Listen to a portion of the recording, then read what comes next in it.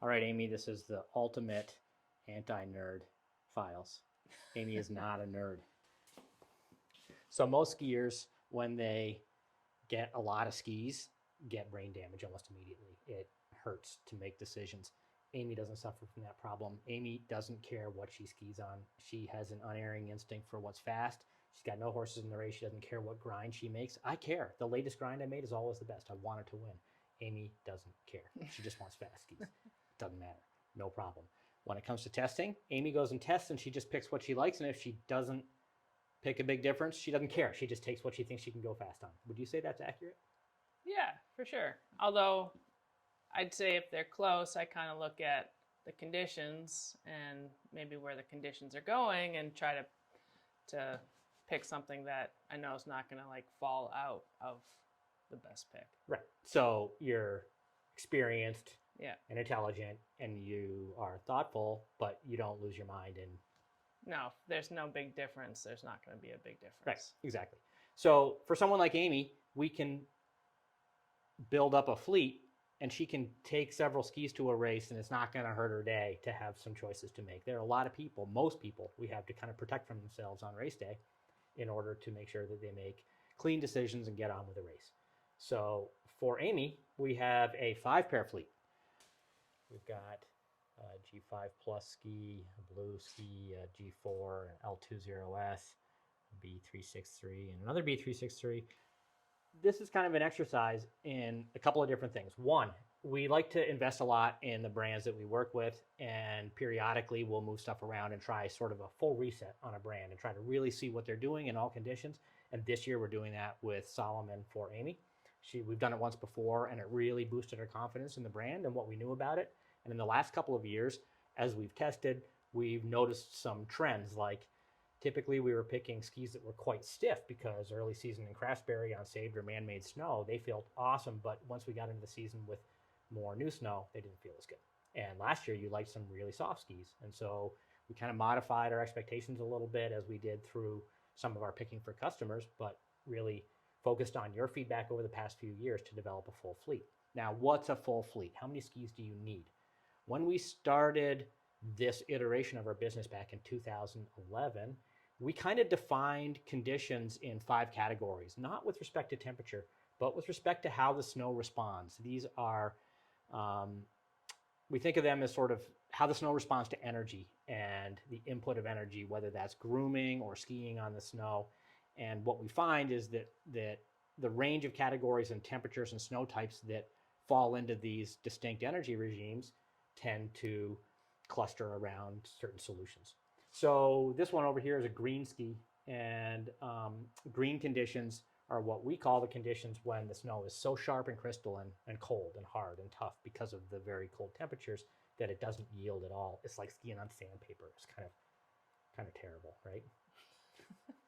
It's a lot of hard work. A lot of hard work. Blue conditions are bluebird, super wide range, but typically newer natural snow. And typically, as you ski snow in blue conditions, the energy input breaks down the crystal structure, and you see transformation over time of the snowpack toward gradually older snow. But there's a really big window for blue conditions. Snow that is susceptible to the input of energy tends to feel pretty silky, sometimes can be quite fast, not always. But yeah, nice. We have a special condition, violet conditions for super, super cold icy snow or transformed snow, man-made snow, snow that's so transformed that it really isn't going to break down very much with energy input unless you put a lot of heat into it and start melting it. But grooming cycles, skiing on it, not going to change the snowpack very much. It's a little bit impervious, but it can also be quite fast. So we're talking transformed, man-made, safe snow, can run from extreme cold right up to very near freezing. Once the moisture starts moving around in the snowpack, then we're into red conditions. This can drop down sub-freezing, -5, -6 Celsius, if there's enough moisture in the snow. That's when we start to see the snow glaze up a little bit. There's moisture moving and tends to get a little faster. And it can extend up above freezing until the snow gets fully, fully saturated. And that's when we get into the yellow conditions. That's total saturation, slop, totally unstable, a lot of liquid moisture, etc. Right? Yes. All good? Yep. So when we're picking skis, we can work with all of these different ideas, select grinds and select cambers. And what I wanted to do was go over what we picked for Amy and why pretty quickly. I'm going to start on the cold end. And the obvious choice here on the green ski is the blue model ski from Salomon. That F base is an awesome base. It has been probably the best in the brutal cold we've tested up in Mont Saint Anne when we've been up there at Christmas time, right? Yeah. Yeah, it like if you have one of those, it's great in brutal cold.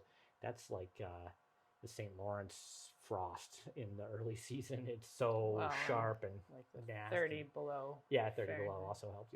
Yeah.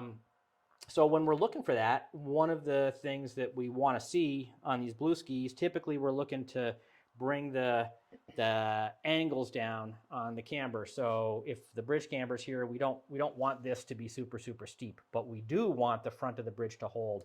And so we try to find skis with a P1 value that holds open a little bit. When that P1 value gets too low, when the bridge comes back to the foot, then we find the skis don't work as well in the cold. We want longer contact zones, maybe not as much tip splay. This value here that says, what is it, 685, that is the measurement from the balance point out to where the tip opens. And that's a long measurement. That means that the tip doesn't open way back. So a little longer contact zones, relieving some of that static friction from cold snow. Cold base, G5 plus grind, and she hasn't been on them yet, but she will. Okay, moving into the blue conditions, we went with Universal Ski this year because that 10 base is supposed to be really good. It's a toss-up. Blue model skis with the F base could be quite good in those conditions. Amy also hasn't skied on these because, well, it's just snowing now, but we'll get some chances, but these are brand new, haven't been skied on. Once again, aside from the use, we'll just wait for, okay. In blue conditions, we went with the Universal model this year because that new 10 base is really broad range. The F base is also great in blue conditions. Could have gone either way, but we're excited about these and found some good series. So we're on that 10 base and put a G4 grind on. Some of the camber values we're concerned with here. Once again, we want to see P1 hold out over 20. And tips not opening too much. All of these values have to balance each other out. But we're just basically talking about smooth camber, low release angles, a little shorter contact zones, but overall, typical cold ski, universal base G4 grind. Not too stiff, but not super soft. Okay, now we're getting into skis that Amy took up to Craftsbury for the Silver Foxtrot race and tested on the snow. This one that we picked specifically for icy conditions is a little bit of a special ski. It's another universal ski. We put an L20S on it. Noah was on it in the 2011 World Champs for his A ski in Oslo. It's a really good grind in transform snow. So yeah, L20S, and we're looking at a quite long P1 value. So long bridge, short contact, tips come back a little further, and higher mid-flex value. Not too high on the H4. We don't want the camber action to get out of hand, but we definitely want a solid, snappy platform for icier, harder conditions. So you skied on that one, right? Yes. And how did it feel compared to the others? So initially I just tried out the L2OS against this B363 Plus. Yep. They had a 2K looper just under or something, and it wasn't clear to me how long the course was going to be open, so I just wanted to make sure I could do a quick test. I like the L2OS a little bit better than the STP pair, and I assumed it was because of the grind, but you were saying that it's probably more because of the camber. Yeah, so the grinds, L2OS and B363 Plus, are not the same at all. Yeah. They're kind of inverted, slightly different frequencies, but conceptually they're not that different. Yeah. We these days don't make so many L2OSs, and we do rely on that 363 Plus to work in those man-made or safe snow conditions below freezing and to have a good range down into the cold with old snow, but a really good range above freezing.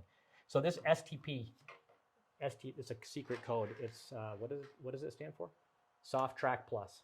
is what it was. So this is a warm ski that we picked, another universal ski set up with that 363 plus, but this time we're looking for, the tips to open back, more focus pressure back in here.